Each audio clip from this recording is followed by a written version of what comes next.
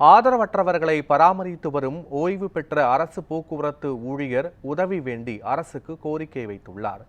தூத்துக்குடி மாவட்டம் திருச்செந்தூர் அருகே ஆறுமுக நேரியை சேர்ந்த Premkumar light social welfare trust என்ற பெயரில் ஆதரவற்ற முதியோர் மற்றும் மனநலம் பாதிக்கப்பட்டவர்களுக்கான காப்பகம் நடத்தி வருகிறார். 130க்கும் மேற்பட்ட ஆதரவற்றவர்களை பராமரித்து வரும் நிலையில் கூடுதல் உதவி தேவைப்படுவதாக தெரிவித்துள்ள பிரேம்குமார் அரசு உதவி செய்ய வேண்டும் என கோரிக்கை விடுத்துள்ளார்.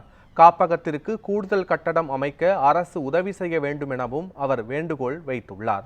உறவினர்களால் கைவிடப்பட்டவர்களை பல ஆண்டுகளாக பராமரித்து வரும் சமூக சேவகர் பிரேம்குமாருக்கு அரசு உதவ வேண்டும் என்பதே அப்பகுதி மக்கள் மற்றும் சமூக ஆர்வலர்களின் விருப்பமாக உள்ளது.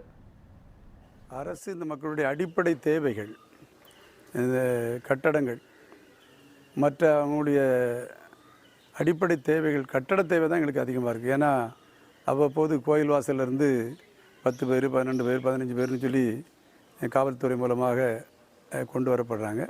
அந்த மக்களை இன்னும் சிறப்பாக பராமரிக்கணும்னா எங்களுக்கு கட்டடம் வேணும். கட்டடம் இருந்துச்சுன்னா இன்னும் அந்த மக்களை சிறப்பாக பராமரிக்கலாம். எங்களுக்கு அந்த இந்த மக்கள் பராமரிக்கிறதுல மிகுந்த ஆர்வம் உண்டு.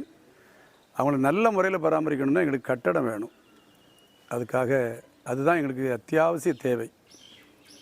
அது கிடைச்சா ரொம்ப திருப்தியாக இருக்கும்.